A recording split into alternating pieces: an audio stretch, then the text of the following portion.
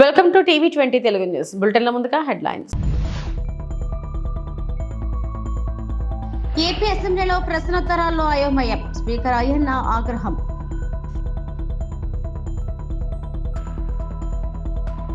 గోదావరి పుష్కరాలను వైభవంగా నిర్వహిస్తాం, మంత్రి నిమ్మల రామనాయుడు వెల్లడి.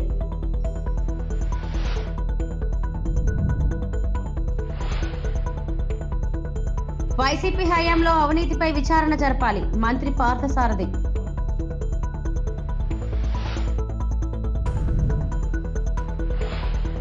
ఏపీ అసెంబ్లీలో నిర్వహిస్తున్న ప్రశ్నోత్తరాల్లో నెలకొంది. అధికారుల నిర్లక్ష్యమే దీనికి కారణమంటూ స్పీకర్ అయ్యన్న పాత్రుడు ఆగ్రహం వ్యక్తం చేశారు. ఒక శాఖకు వచ్చిన ప్రశ్నలను వేరే శాఖలకు ఎలా పంపుతారని ప్రశ్నించారు. ఇళ్ల స్థలాలు, ఇళ్ల పంపిణీకి సంబంధించిన ప్రశ్న రెవెన్యూకు ఎలా వేస్తారన్నారు.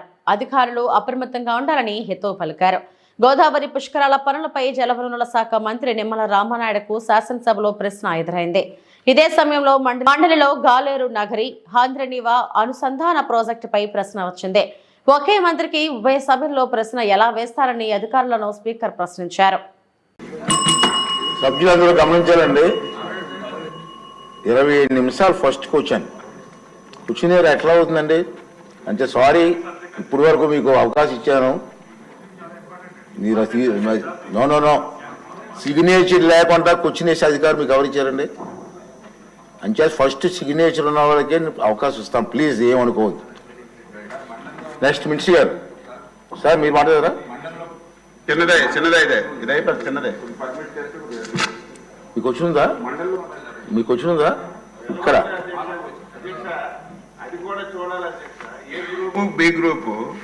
ఏ గ్రూప్ లో ఉన్న వాళ్ళకి బి గ్రూప్ లో అవి రిపీట్ అవ్వకూడదు. ఎందుకు వచ్చిందో అది అచ్చినాయుడు గారు,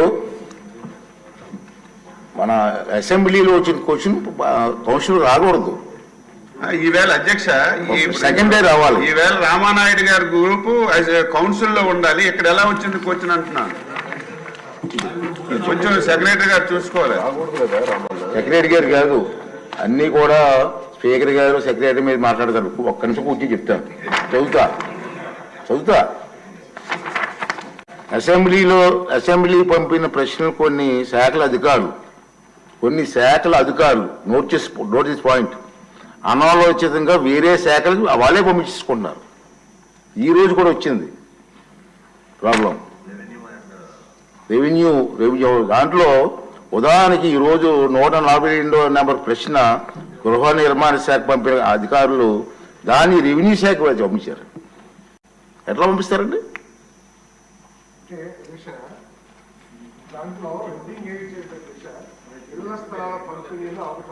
హెడ్డింగ్ ఇచ్చారు అధ్యక్ష. క్వశ్చన్ లో మాత్రం బాడీలో మాత్రం ఎక్కువ హౌసెస్ గురించి ప్రశ్నలు అడిగారు. బట్ క్వశ్చన్ హెడ్డింగ్ మాత్రం ఇళ్ల స్థలాల పంపిణీలో అవకతవకలు. నేను కామెంట్ చేయట్లేదు సార్, ఇటువంటి పొరపాట్లు జరగకుండా చూడమంటున్నాను నేను. సార్ మీరు వెళ్ళి పోస్ట్ పోన్ చేయమని పోస్ట్ చేస్తున్నారు, వెళ్ళి ఆన్సర్ తీసి వస్తారా? ముందు ఇచ్చేయమంటారా? మరి ఆ మంత్రి గారు ఒప్పుకుంటారా?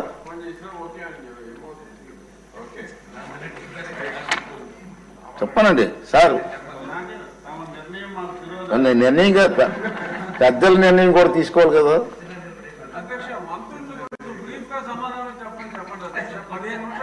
మంత్రులు బాగా చెప్తున్నారండి, మీ సభ్యులే క్వశ్చన్లు ఎక్కువైపోతున్నాయి. సిగ్నేచర్ పెట్టిన వాళ్ళకే అవకాశం ఇస్తామని డెసిషన్ తీసుకుందాం. సార్ క్వశ్చన్ నెంబర్ రామనాయుడు గారు, 2027లో జరగబోయే గోదావరి పుష్కరాలను వైభవంగా నిర్వహిస్తామని జలవనరుల శాఖ మంత్రి నిమ్మల రామనాయుడు తెలిపారు. ముందస్తు ప్రణాళికలు లేకుండా పుష్కరాలు నిర్వహించడంతో భక్తులు ఇబ్బందులకు గురవుతున్నారని, ఈసారి ఎలాంటి అవాంఛనీయ ఘటనలు జరగకుండా ఏర్పాట్లు చేయాలని అసెంబ్లీ ప్రశ్నోత్తరాల్లో సభ్యులు అడిగిన ప్రశ్నలకు మంత్రి సమాధానమిచ్చారు. అన్ని శాఖల సమన్వయంతో పుష్కరాలు నిర్వహిస్తామని, ఘాట్ల సంఖ్యను పెంచుతామన్నారు. గంగా నది తర్వాత అత్యంత పేరుగాంచినటువంటి నది మన గోదావరి నది. అందుకే దీన్ని దక్షిణ గంగా అని కూడా మనం పిలుస్తూ ఉంటాం అధ్యక్ష.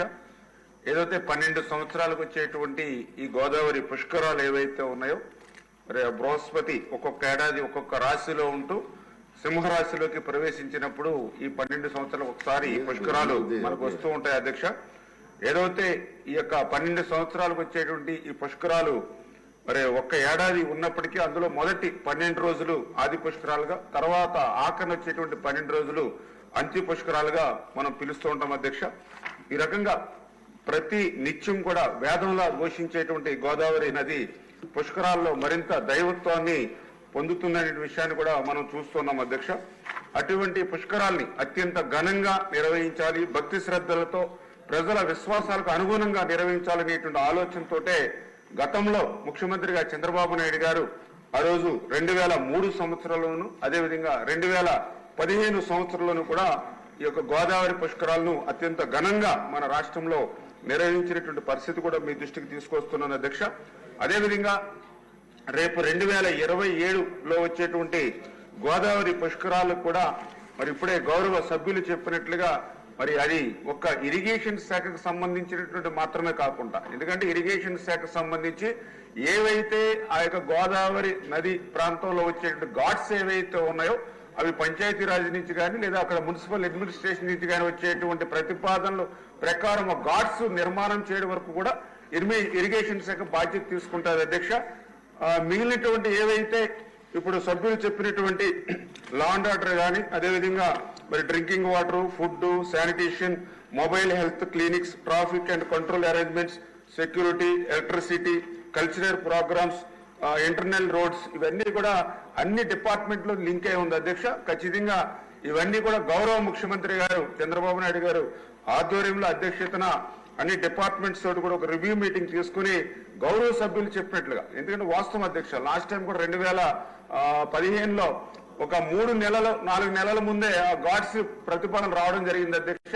ఆ 3-4 నెలల్లోనే టెండర్స్ పిలిచి వర్క్స్ కంప్లీట్ చేయడానికి దాంట్లో నాణ్యత కానీ ఇతరత్ర ఇబ్బందులు కూడా కొన్ని తలెత్తిన మాట వాస్తవం. అంచేత అటువంటి పరిస్థితులు తలెత్తకుండా ఈసారి ఖచ్చితంగా మరి ముందుగానే ముఖ్యమంత్రి గారి సమక్షంలో ఏర్పాటు చేస్తామని మీ ద్వారా కూడా మరి తెలియజేసుకుంటూ, అదేవిధంగా భక్తి శ్రద్ధలతో గోదావరి పుష్కరాలు నిర్వహిస్తూ ఏదైతే గోదావరి హారతి కూడా అధ్యక్ష, ఎందుకంటే ఆ రోజు 2015 నుంచి ఈ యొక్క ప్రతి రోజు కూడా సాయంత్రం గోదావరి హారతి ఆ రోజు ఆంధ్రప్రదేశ్ ప్రభుత్వం మరి చేపట్టింది అధ్యక్ష.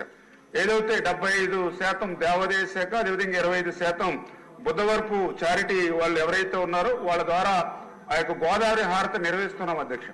దురదృష్టం ఏంటంటే మొన్న 2021 సంవత్సరంలో ఈ ప్రభుత్వం వచ్చిన తర్వాత దానికి నిధులు విడుదల చేయకుండా కనీసం కరెంటు బిల్లులు కూడా కట్టనటువంటి పరిస్థితిలో ఆ గోదావరి హారతి నిలిచిపోయినటువంటి పరిస్థితి అధ్యక్ష. ఎందుకంటే ఏదైతే మనందరం కూడా పంచభూతాలుగా ఏదైతే గాలి, నీరు, అగ్ని, ఆకాశం, భూమి ఇవన్నీ పంచభూతాలుగా మనం కొలుస్తూ ఉంటాం అధ్యక్ష. అందులో కూడా ప్రత్యేకించి నీరు అంటే సకల జీవరాశులకే ఆధారం అధ్యక్ష. అటువంటి నీరుని మనం పూజించేటువంటి సంస్కృతి సాంప్రదాయాల మీద కూడా గత ప్రభుత్వం దాడి చేసింది అధ్యక్ష. ఈ రోజు ఈ ఎన్డీఏ ప్రభుత్వం వచ్చిన తర్వాత మళ్ళీ మొన్న గోదావరి హారతిని కూడా పునరుద్ధరించింది ఎన్విరాన్మెంట్ డిపార్ట్మెంట్ అని చెప్పేసి కూడా మీ ద్వారా తెలియజేసుకుంటాను. గత వైసీపీ ప్రభుత్వ అనాలోచిత నిర్ణయాల వల్ల హౌసింగ్ ప్రోగ్రాం అస్తవ్యస్తమైందనేది వాస్తవం. ఇళ్ల స్థలాల ఎంపికలో, లేఅవుట్ ప్రిపరేషన్, ఇళ్ల స్థలాల కేటాయింపులో రూల్స్ ఫాలో అవ్వకుండా గత వైకాపా నేతలు ఇష్టానుసారంగా చేశారు. వీటినన్నిటిపై ఎంక్వైరీ వేయడం జరిగింది. నాడు ఇళ్ల స్థలాల విషయంలో గొప్పలు చెప్పి ఊకదంపుడు ఉపన్యాసాలు చెప్పిన జగన్మోహన్ రెడ్డి అర్హత ఉన్న తెలుగుదేశం, జనసేన పార్టీలకు చెందిన వారికి ఇల్లు శాంక్షన్ అయినప్పటికీ ఇల్లు ఇవ్వలేదు. వీటి మీద కూడా చట్టపరమైన చర్యలు తీసుకుంటాం అని మంత్రి కొలుసు పార్థసారథి అన్నారు. గత ప్రభుత్వం యొక్క అనాలోచిత నిర్ణయాల మూలంగా అధ్యక్ష హౌసింగ్ ప్రోగ్రాం అంతా కూడా కొంచెం అస్తవ్యస్తంగా అయిన మాట వాస్తవం అధ్యక్ష. ఇళ్ల స్థలాల ఎంపికలో కానివ్వండి, లేఅవుట్ ప్రిపరేషన్లో కానివ్వండి, లేదు ఇళ్ల స్థలాల కేటాయింపులో కానివ్వండి, ఒక రూల్స్ కానివ్వండి లేదా టౌన్ ప్లానింగ్ యొక్క రూల్స్ని అమలు చేయడంలో కానీ ఎక్కడొక్కడ వాటిని ఫాలో కాకుండా వాళ్ళు ఇష్టం వచ్చిన రీతిలో చేసిన మాట వాస్తవం అధ్యక్ష. వీటన్నిటి మీద కూడా రెవెన్యూ డిపార్ట్మెంట్ చెప్పినట్లు వీటన్నిటి మీద కూడా ఎంక్వైరీ చేశారని చెప్పేసి రెవెన్యూ శాఖ వారు కూడా చెప్పారు అధ్యక్ష. ఆ రిపోర్ట్ రాగానే తప్పకుండా గౌరవ సభ్యులందరూ కూడా తెలియజేస్తాం అధ్యక్ష. చాలా కొత్త విషయాలు కూడా వస్తాయి అధ్యక్ష. ఎందుకంటే రాష్ట్రం అంతా 1 సెంటు, సెంటున్నర ఇస్తే కందుకూరులో 2 సెంట్లు ఇచ్చేశారు. ఇది ఎక్కడ కొత్తగా మేము కూడా కొత్తగా వింటున్నాం అధ్యక్ష. ఇది గత ప్రభుత్వం అంటే వాళ్ళు ఇష్టం వచ్చినట్టు ఒక రూల్స్ కానివ్వండి, ఒక పద్ధతి కానివ్వండి లేకోకుండా వాళ్ళు ఏ విధంగా చేశారనే దానికి ఇదో పెద్ద మచ్చుతునికి అధ్యక్ష. ఎట్లా ఇచ్చారు దీని మీద తప్పకుండా ఎంక్వైరీ చేసి బాధ్యతల మీద వాళ్ళ మీద చర్యలు తీసుకుంటామని చెప్పేసి తెలియజేస్తాం అధ్యక్ష. అదేవిధంగా గృహ నిర్మాణానికి వస్తే అధ్యక్ష, చాలా ఇల్లు కేటాయింపులో కానివ్వండి చాలా గొప్పగా చెప్పారు.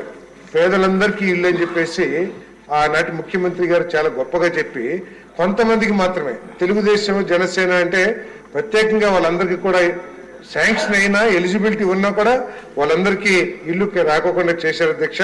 దాంట్లో ఎటువంటి అనుమానం లేదు. దాని మీద తప్పకుండా చర్యలు తీసుకుంటామని చెప్పేసి నేను మనవి చేస్తాను అధ్యక్ష. కృష్ణా జిల్లా గన్నవరం పోలీస్ స్టేషన్ ఎదుట కొనసాగుతున్న వైఎస్ఆర్సీపీ శ్రేణుల ఆందోళన. తెల్లవారుజామున ఎంపీపీ అనగాని రవితో పాటు 8 మంది గన్నవరం వైసీపీ నేతలను అరెస్టు చేసిన పోలీసులు. ఉదయం నుంచి స్టేషన్ల చుట్టూ తిప్పుతున్న పోలీసులు. కోర్టులో ప్రవేశపెడుతున్నామంటూ 3 గంటల హైడ్రామా నడిపిన పోలీసులు. కోర్టు సమయం దాటిపోయిన తర్వాత వైసీపీ నేతలను గన్నవరం పోలీస్ స్టేషన్ కు తీసుకొచ్చిన పోలీసులు. సాయంత్రం 7:30 గంటల నుంచి గన్నవరం పోలీస్ స్టేషన్ లో వైసీపీ నేతలు, మరోమారు వేరే చోటకు వైసీపీ నేతలను తరలించేందుకు సిద్ధమవుతున్న పోలీసులు. పోలీసుల తీరుపై గన్నవరం వైసీపీ నేతల కుటుంబ సభ్యులు ఫైర్. అసలు ఏ కేసులో అరెస్టు చేశారో చెప్పడం లేదంటూ ఆగ్రహం. పోలీసుల తీరుపై అనుమానం వ్యక్తం చేస్తున్న గన్నవరం వైసీపీ నేతల కుటుంబ సభ్యులు. పార్టీలు కూడా ఆ వ్యక్తి అలాంటాడు. మీరు రెడ్ బుక్ లో ఎక్కించే వ్యక్తి కాదుగా. మీరు రెడ్ బుక్ లో ఎక్కించే వ్యక్తి అయితే కాదండి. అదే ఆ కుటుంబాలు 13 గ్రామాలు అడుగుతారో 14 గ్రామాలు అడుగుతారో ఆ వ్యక్తి గురించి అడగండి. కనీసం మెజిస్ట్రేట్ ఇది ఇచ్చారమ్మా తీర్పు, అందుకే మీ ఫ్యామిలీ వాళ్ళని తీసుకెళ్తున్నాం, లేకపోతే మీ గ్రామ ఇది చేస్తున్నాం, మీ ఎంపీపీ గారిని తీసుకెళ్తున్నాం అని ఒక ఇన్ఫర్మేషన్ ఇవ్వండి. ఇంతవరకు ఆ ఇన్ఫర్మేషన్ అనేది లేదు. అసలు కేసు ఏం హడావుడి అసలు మీరందరూ బయటకు వెళ్ళండి. మీరందరూ బయటకు వెళ్ళండి. డిఎస్పీ ఎస్పీ వస్తున్నారన్నారు. అక్కడే బస్సు ప్రిపేర్ చేస్తున్నారు. మెజిస్ట్రేషన్ నుంచి తీర్పు రాలేదంటున్నారు. అక్కడ చేస్తున్నారు. ఎక్కడ తరలిస్తారు మీరు? ఎక్కడికి తీసుకెళ్తున్నారని ఎప్పుడు ఏదో కాదు. సరే చెప్తారని నడిపించండి అంతేకాని ఎక్కడెక్కడియో ఇరికించి లేకుండా అసలు ఏంటి ఏ కేసు అనేది కూడా చెప్పుకోకుండా తీసుకెళ్ళిపోతే ఎలాగా? అసలు నేను చేయాలి అనుకుంటే అన్ని గ్రామాలు కాదు, పేదల నుంచి ప్రతి బలహీన వర్గాల నుంచి వచ్చి ఇక్కడ రెడ్ బుక్లు పెట్టడం కాదు. ఇక్కడ ఉండి ఇక్కడ పుట్టి ఇక్కడ పెరిగి ఇక్కడ చదివి రాజకీయం అన్నారు. పార్టీలు కాదు. ఈ చుట్టుపక్కల ఉన్న గ్రామాలు మొత్తానికి తెలుసు అనగాని రవి ఎలాంటాడు అని. అది అందరూ పిలిపించి మాట్లాడి మా ముందు సెటిల్ చేయండి, చేసుకోండి. అంతేగాని కారులో వచ్చేసి 4 మాటలు చెప్పేలే వాళ్ళని కదా ఎంక్వైరీ చేయాల్సింది. కష్టజీవి రోజు కష్టపడి కూలి చేసుకునేవాడిని అడగండి ఆయన వ్యక్తిత్వం ఎలాంటిదో. 11 అయినా సరే ఏ కేసు అనేది ఫ్యామిలీ మెంబర్స్ కూడా తెలియదు. నాటుసారా తయారీ స్థావరాలపై నర్సీపట్నం పోలీసులు ముమ్మర దాడులు చేశారు. జిల్లా ఉన్నతాధికారుల ఆదేశాల మేరకు Narsipatnam rural CI L Revathamma గారి ఆధ్వర్యంలో Narsipatnam rural police station SI P Rajarao మరియు సిబ్బంది ఈ రోజు నర్సీపట్నం మండలం చెట్టుపల్లి మరియు రోలుగుంట మండలం సరిహద్దుల్లో నాటుసారా తయారీకి సంబంధించిన స్థావరాలపై నమ్మకమైన సమాచారంతో నర్సీపట్నం రూరల్ పోలీసులు మెరుపు దాడి చేయగా నాటుసారా తయారీకి ఉపయోగించే పులుపు సుమారు 4000 లీటర్లను ధ్వంసం చేయడం జరిగింది. అదేవిధంగా నాటుసారా తయారీకి ఉపయోగించే సామాగ్రిని కూడా ధ్వంసం చేయడం జరిగింది. ప్రజలకు పోలీసు వారి విజ్ఞప్తి ఏమనగా ఎక్కడైనా నాటుసారా తయారీ గాని అమ్మకాలు గాని అక్రమంగా మద్యం అమ్మకాలు జరిగినట్లుగా అయితే పోలీసు వారికి సమాచారం ఇవ్వాల్సిందిగా కోరుకుంటున్నాం. అదేవిధంగా ఎవరైనా నాటుసారా తయారు చేసినా అమ్మినా చట్టపరంగా కఠిన చర్యలు తీసుకుంటామని హెచ్చరించారు.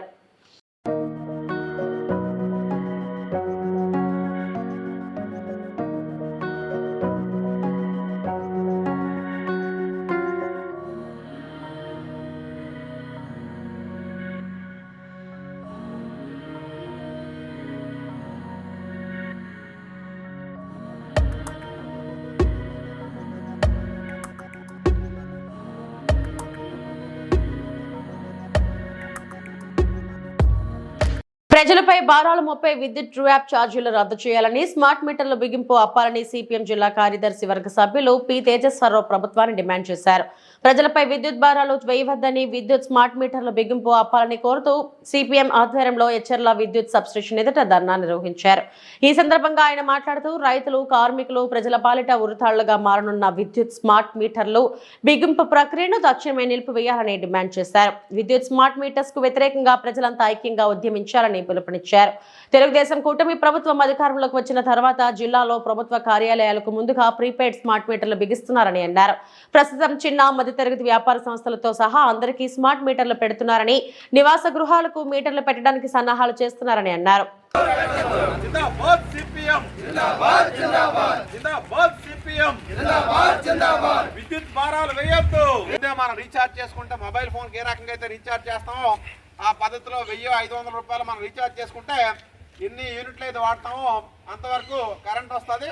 తర్వాత మనకి ఎటువంటి సమాచారం లేకుండానే డైరెక్ట్గా కరెంట్ ఆగిపోతుంది. మరో దుర్మార్గం ఏంటంటే ఈరోజు మనం వాడే బిల్లుకి ప్రతి నెల కూడా అదనంగా అంటే ఉదయం వాడే కరెంటు ఛార్జీ వేరే, రాత్రి సాయంత్రం 6 నుంచి 9 వరకు వాడే కరెంటు ఛార్జీ వేరే. ఆ రకంగా అంటే ఎక్కువ విద్యుత్ వినియోగం వాడే టైంలో పీక్ అవర్స్ అంటారన్నమాట. ఆ టైంలో కరెంట్ ఛార్జీ అదనంగా పెంచాలని చెప్పి ఈ రకంగా దుర్మార్గంగా ఈ విద్యుత్ తాలూకా భారాలు 20,000 కోట్ల రూపాయలు ప్రజల మీద వచ్చే నెలను కూడా భారాలు వేయడానికి సంబంధించి ప్రభుత్వం ఇప్పటికే నిర్ణయం చేసింది.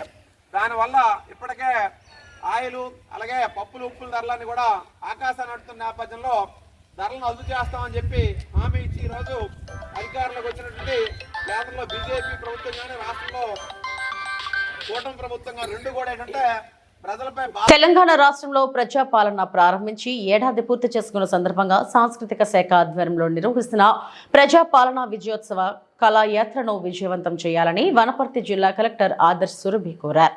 ప్రజాపాలన ద్వారా ప్రజలకు అభివృద్ధి సంక్షేమ కార్యక్రమాలు చేపడుతూ ఏడాది పూర్తి అగుచున్న సందర్భంగా ప్రభుత్వ ఆదేశాల మేరకు జిల్లాలో నవంబర్ 19 నుండి డిసెంబర్ 7 వరకు ప్రజాపాలన విజయోత్సవ కళాయాత్ర నిర్వహించడం జరుగుతుందని జిల్లా కలెక్టర్ ఆదర్శ్ సురభి అన్నారు.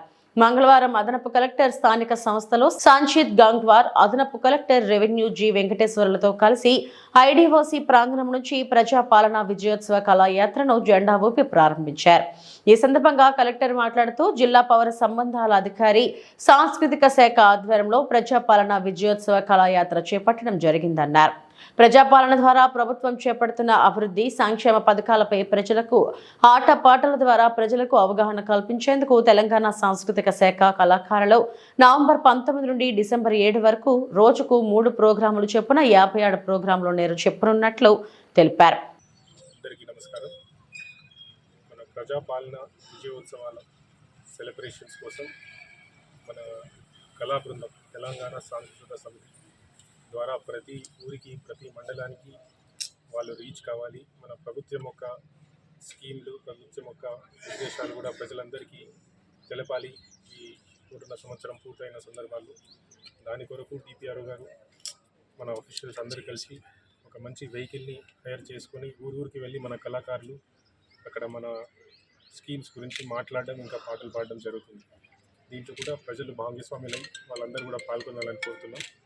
అదే విధానంగా 6 డిసెంబర్కు నాగరాజు గారి టీం కూడా మన వనపర్తి జిల్లాకి రావడం జరుగుతుంది.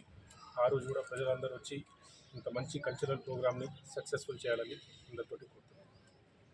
అన్నమయ్య జిల్లా రైల్వే కోడూరు నియోజకవర్గం పుల్లంపేటలోని మండలంలోని అప్పయ్య రాజుపేట రైల్వే గేటు వద్ద లో లెవెల్ బ్రిడ్జ్ కడుతున్నారు. రైల్వే లైన్ కింద తీసిన మట్టి రోడ్డు మీదకు వేయడం వలన రోడ్డు చాలా ఇరుకుగా తయారైంది. ఒక పక్క వర్షం పడటం వలన రోడ్డు మీద గుంతలు, ఒక పక్క రైల్వే కాంట్రాక్టర్లు వేసిన మట్టితో రోడ్డు చాలా ఇరుకైపోయింది. అనంతంపల్లె మలుపు నుండి రామక్కపల్లె గ్రామం వద్ద వరకు ఇప్పటికీ సుమారు 30-40 యాక్సిడెంట్ వరకు జరిగి ఉంటాయి. యాక్సిడెంట్ జరిగిన ప్రతి ఒక్కరూ కూడా మరణించవలసిందే. దీనిని ప్రభుత్వం వారు యాక్సిడెంట్ జోన్గా పరిగణలోకి తీసుకోవాలి. ఈ ఇరుకుదారిలో ప్రస్తుతం వాహనాలు, ఎల్ఈడి లైట్లు, బల్బుల వలన ఎదురుగా వస్తున్నటువంటి ఏ వాహనం, మనిషి కానీ వాహనాలు కానీ, నిలబడి ఉన్న వాహనాలు కానీ ఏవి కూడా కనపడవు.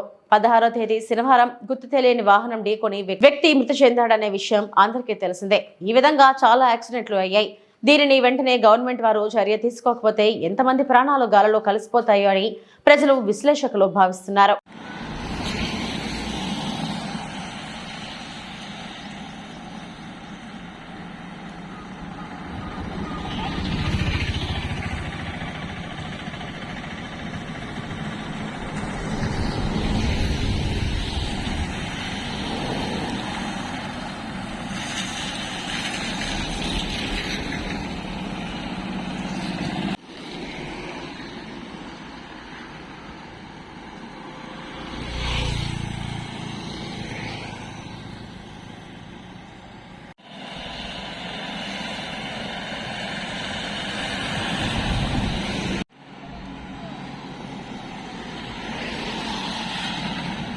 గుంటూరు మెడికల్ కాలేజీలోని జింఖానా ఆడిటోరియంలో IME 66వ రాష్ట్ర సదస్సు జరగనుంది. ఈ నెల 22, 23 మరియు 24 తేదీలలో నిర్వహించే ఈ సదస్సుకు వైద్యులు పెద్ద సంఖ్యలో హాజరై విజయవంతం చేయాలని రాష్ట్ర సదస్సు ఆర్గనైజింగ్ సెక్రటరీ డాక్టర్ సేవా కుమార్ పిలుపునిచ్చారు. సుమారు 16 సంవత్సరాల తర్వాత మళ్లీ గుంటూరులో సదస్సును నిర్వహిస్తున్నామని తెలిపారు. కార్యక్రమానికి ముఖ్య అతిథులుగా కేంద్ర గ్రామీణ అభివృద్ధి టెలికమ్యూనికేషన్ల మంత్రి డాక్టర్ పెమ్మసాని చంద్రశేఖర్, IMA జాతీయ అధ్యక్షులు డాక్టర్ అశోకన్ తదితరులు హాజరవుతారని పేర్కొన్నారు. Welcome and thank you. Already మా కిషోర్ గారు చెప్పినట్లు రాష్ట్ర స్థాయి వార్షిక సమావేశం 66వ సమావేశం గుంటూరు జింఖానా ఆడిటోరియంలో 22, 23, 24 తారీఖుల్లో జరుగుతుంది. ఇవాళ ప్రెస్ మీట్ పెట్టింది ఆ కాన్ఫరెన్స్ యొక్క ముఖ్య విశేషాలు తెలియజేయడానికి. సో దీనికి రాష్ట్రం అన్ని వైపుల నుంచి 1500 పైన డాక్టర్లు డెలిగేట్స్గా హాజరవబోతున్నారు. అంతేకాకుండా పీజీస్ కూడా ఎడ్యుకేషన్కి సంబంధించిన కాన్ఫరెన్స్ కాబట్టి వాళ్ళు కూడా ఇన్వైట్ చేశాము. అట్లానే స్టేట్కి సంబంధించిన కార్యవర్గ సభ్యులు, స్టేట్ వర్కింగ్ కౌన్సిల్ మెంబర్స్ అందరూ స్టేట్ కౌన్సిల్ సమావేశం జరుగుతుంది. అట్లానే ఇనాగ్రేషన్ అండ్ ఇన్స్టలేషన్ సెరమనీలో నూతన కార్యవర్గం ప్రమాణ స్వీకారం చేస్తారు. ఈ యొక్క కాన్ఫరెన్స్లో చాలామంది మంచి స్పీకర్స్ త్రూఅవుట్ ద స్టేట్, బాగా సీనియర్స్, ఎమినెంట్ స్పీకర్స్, అన్ని విభాగాలకు సంబంధించిన డాక్టర్స్ చేత దాదాపు 40 టాపిక్స్ మీద కంటిన్యూస్ మెడికల్ ఎడ్యుకేషన్ ప్రోగ్రామ్. మాజీ ఎమ్మెల్యే గణేష్ ఆరోపణలపై టీడీపీ పట్టణ కార్యదర్శి గవిరెడ్డి రమణ ఘాటైన ఎదురుదాడి. మాజీ ఎమ్మెల్యే గణేష్ శాంతి భద్రతల గురించి మాట్లాడటం విడ్డూరంగా ఉందని ఆయన చేసిన ఆరోపణలపై టీడీపీ పట్టణ ప్రధాన కార్యదర్శి గవిరెడ్డి వెంకటరమణ ఘాటుగా స్పందించారు. గవిరెడ్డి వెంకటరమణ మాట్లాడుతూ హత్యలు చేసిన వారిని వెనక పెట్టుకుని హత్యల గురించి మాట్లాడటం విడ్డూరంగా ఉంది అన్నారు. కరోనా సమయంలో మాస్క్ అడిగినందుకు ఒక దళిత డాక్టర్ని చిత్రహింసలకు గురిచేసి హత్య చేసిన ఘటనను మర్చిపోయారా అని ప్రశ్నించారు. హత్యకు గురైన డాక్టర్ సుధాకర్ తల్లి వద్ద ఈ విషయం గురించి అడిగితే దానికి బాధ్యులెవరో బయటపడుతుంది. ఒక వివాహితును మోసం చేసి బంగారు నగలు దోచుకుని తిరిగి ఇంటికి దింపిన వ్యక్తిని పక్కన ఉంచుకున్న సంగతి మర్చిపోయారా? మీ ప్రభుత్వ హయాంలో ఏలేరు కాలువలో నాతవరంకు చెందిన చీపురుపల్లి కళ్యాణ్ను కాళ్ళు చేతులు కట్టి పడేసిన ఘటనలో మీ పాత్ర లేదా అని ప్రశ్నించారు. ఆ కేసును నీరుగార్చిన వారు మళ్ళీ ఎవరు అని విమర్శలు గుప్పించారు. అందరికీ నమస్కారం అండి. ఈరోజు నర్సీపట్నం మాజీ ఎమ్మెల్యే పెట్ల ఉమాశంకర్ గణేష్ ఒక ప్రెస్ మీట్ ద్వారా హత్యల కోసం, శాంతి భద్రతల కోసం మాట్లాడడం అన్నది చాలా విడ్డూరంగా ఉన్నదండి. ఆయన హత్యలు చేసినటువంటి వారిని వెనకాలను పెట్టుకొని హత్యల గురించి మాట్లాడడం అనేది ఇంకా హాస్యాస్పదంగా ఉందండి.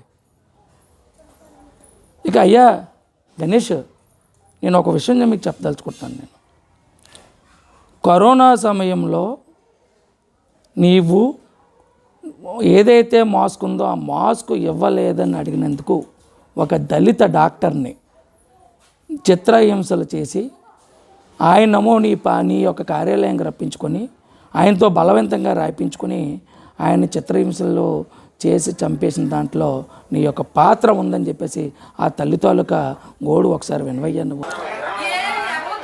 ఇక ఇంకొక విషయం ఏంటంటే, నీ ప్రభుత్వంలో ఒక చీపురుపల్లి కళ్యాణ్ రాజు అనే యువకుడు ఏలేరు కాలువలో కాళ్ళు చేతులు కట్టేసి ఏలేరు కాలువలో చంపి పడేస్తే ఇప్పటి వరకు అది ఎవరు చేశారు, ఏమి చేశారనేది కనీసం ఎంక్వైరీ చేయించి ఆ విషయాన్ని ప్రజలకు తెలియజేసావయ్యా గణేష్. నువ్వు ఎందుకు చేయలేదు? నువ్వు ఎందుకు చేయలేదంటే అందులో నీ యొక్క పాత్ర ఉన్నది, అందువల్లే చేయలేదు.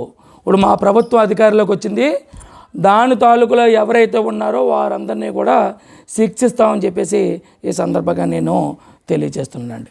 ఇంకా అంతకంటే ఇంకో మూడో విషయం ఏంటంటే, నీ పార్టీ తాలూకా ముఖ్య నీ యొక్క అనుచరుడు. ఇవి ఇప్పటివరకు నా బులెటిన్ అప్డేట్స్. మరిన్ని వార్తా విశేషాల కోసం చూస్తూనే ఉండండి. నమస్తే.